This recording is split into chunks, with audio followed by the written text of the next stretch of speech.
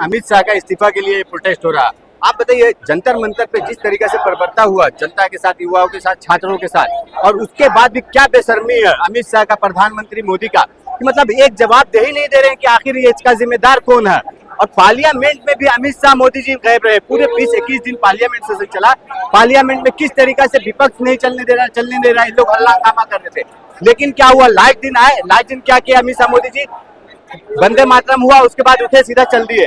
ओम बिरला ने क्या बोले थे कि अमित शाह बात करना चाह रहे, लेकिन अमित शाह क्या बात की, अमित शाह से बात करना था तो आने चाहिए था ना, जवाब देना चाहिए। अमित शाह ये डरपोक है, डर चुका देश की जनता, इसको छोड़ेगी नहीं, इस्तीफा लेके ही मानेगी।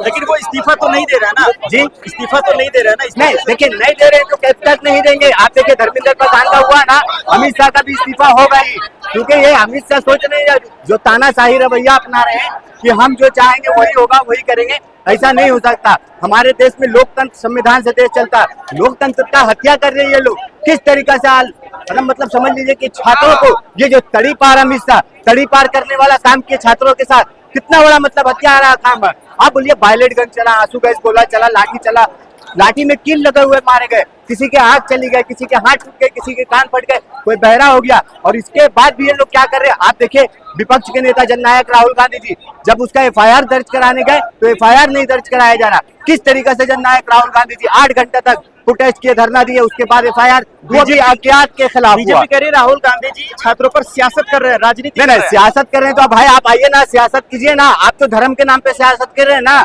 आप मंदिर मस्जिद के नाम पे सियासत कर रहे हैं ना, तो वो छात्रों के नाम पे सियासत कर रहे तो ठीक है। क्योंकि छात्र को आप जिस तरीके से बरगला रहे थे, हिंदू मुस्लिम के नाम पे, जात धर्म के नाम पे, मंदिर मस्जिद के नाम पे, तो छात्र अब समझ चुकी है 12 साल में ये लोग कुछ नहीं किए, ये लोग सिर्फ मूर्ख बनाने का काम किए। और राहुल गांधी जी देश की जनता को, युवाओं को अपना उनका राह दिखा रहे, बता रहे कि हमारा हक अधिकार जो आपका है वो अपना हक अधिकार। लेकिन शिक्षा मंत्री का इस्तीफा हो गया तो अब क्यों था सर, यही सबसे बड़ी प्रॉब्लम हो रही है ना, कि हर कोई मीडिया, जो main stream media, Modi media, यही बात कर रहा है शिक्षा मंत्री का इस्तीफा। शिक्षा मंत्री का इस्तीफा किस लिए मांगा जाता है, नीट पेपर लीक के लिए, 22 लाख बच्चों का जो छात्र का भविष्य खराब हुआ उसलिए। लेकिन अमित शाह का इस्तीफा क्यों मांगा जा रहा? अमित शाह ने जो तड़ी पार, अमित शाह ने हमारे देश के बच्चों को, युवाओं को तड़ी पार करने वाला काम किया। आज भी मालूम कितने युवा बच्चा जो छात्र थे जंतर मंतर पे, वो दर पर भटक रहे, अपने घर नहीं जा रहे, किसी दोस्त यार कर, कहीं परिवार कर छिप के रह रहे। क्यों? क्योंकि क्या पता कब पुलिस वाला आके उठा ले हमें। तो इसलिए किया जा रहा है। धर्मेंद्र प्रधान का इस्तीफा हुआ, अब अमित शाह का भी इस्तीफा चाहिए।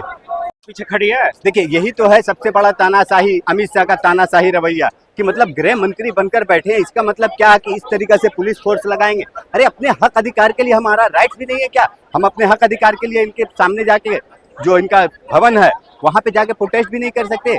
ये देखिए, अमित शाह का ये तानाशाही रवैया दिखा रहा है कि किस तरीके से अमित शाह चाहते हैं ना कि पुलिसिया कानून। और आपने जनता, ये आपने दिल्ली के जो लाल किला से आपने प्रधानमंत्री नरेंद्र मोदी का एक भाषण सुने होंगे, याद होगा, सेना मर जाती है और पुलिस वाले उससे ज्यादा घायल होते। तो ये प्रधानमंत्री मोदी का कहने का मतलब ये था कि भाई ये पुलिसिया कानून पूरे देश में चल रही है ये, और इसीलिए इस तरीका से वो बयान दिए थे जब इस्तीफा नहीं देंगे अमित शाह जी तो क्यों पीछे पड़े आप? नहीं, क्यों नहीं देंगे? जवाबदेही है ना, जिम्मेदारी कौन लेगा? गृह मंत्री है ना। आप अगर जवाबदेही नहीं ले रहे तो आप इस्तीफा दीजिए।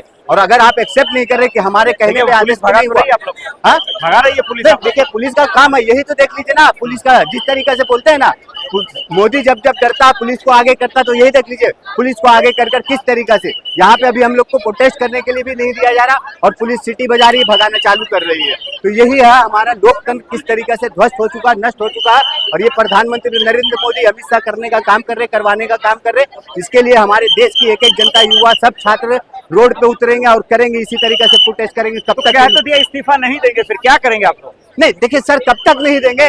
जिस तरीके से आज देख रहे हैं ना ये रोड पे किस तरीके से, देखिए, तो इस तरीके से हम लोग प्रोटेस्ट करते रहेंगे, हम लोग अपने हक अधिकार के लिए लड़ते रहेंगे। लेकिन अमित शाह का इस्तीफा ले बिना नहीं छोड़ेंगे, क्योंकि आपने देखे होंगे प्रधानमंत्री मोदी का जब जननायक राहुल गांधी जी ने घर का घेराव किए, उसके बाद जब जननायक राहुल गांधी, जो विपक्ष के नेता का खून निकल चुका है, और उसके बाद छात्रों का कितना खून निकला, और उसके बाद भी ये लोग बेशर्मी किस तरीके से अमित शाह की पुलिस कर रही और अमित शाह कर रहे हैं कि मतलब आप किसी भी हाल पे बोलते हैं कि हम इस्तीफा नहीं देंगे, तो ये नहीं चलेगा। क्योंकि हमारा देश लोकतांत्रिक देश है, लोकतंत्र से चलता है, आपको इस्तीफा देना पड़ेगा।